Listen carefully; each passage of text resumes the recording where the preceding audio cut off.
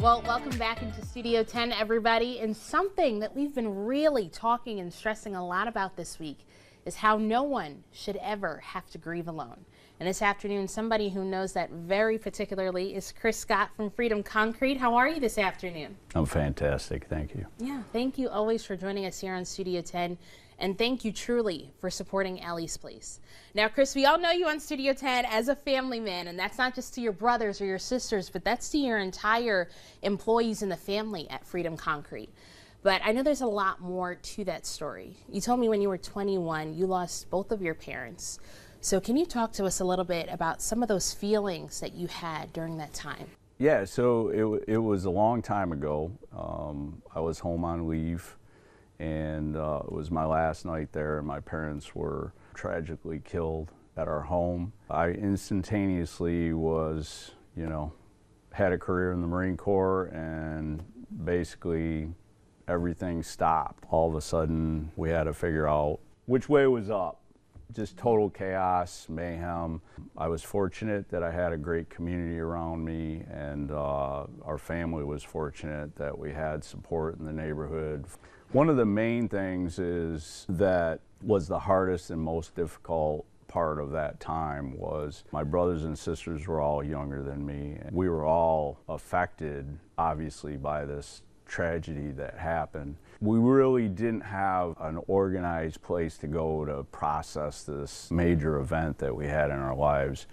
And, there was counseling available and that kind of thing, but the thing that Ellie's Place does is it really is focused on the child and that traumatic issue that they're having to wrestle with. Ellie's Place, unfortunately, wasn't around when we went through our tragedy, but it came about 6-7 years later.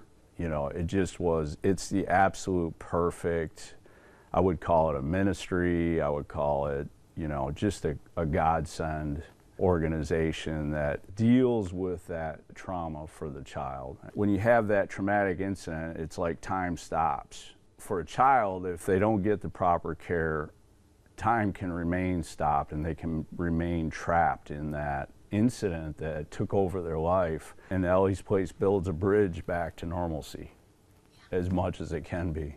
Absolutely. And honestly, at 21 years old, in a sense, you really still were a child at that time too. And I know you kind of had to be what Ellie's Place is for people in this community.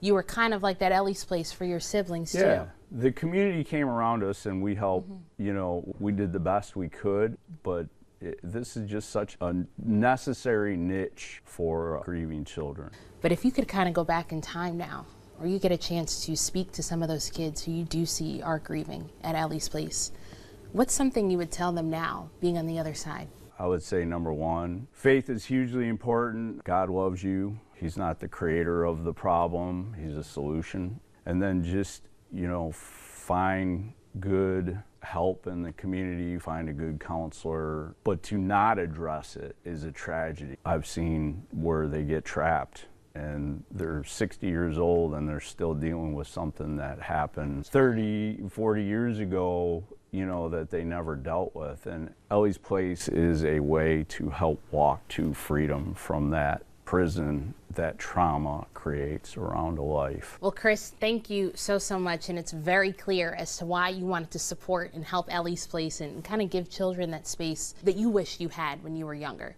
So right now we're asking you for your help in buying and purchasing items off of our Amazon wish list. You can scan this QR code right here on your screen. And these items that we're asking for are all going towards helping children who are in that grieving space.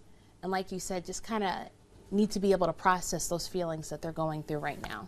So thank you again, Chris, so much for joining us this afternoon and truly reminding us that no child, no one at all, should ever have to grieve alone. So thank you. You're welcome.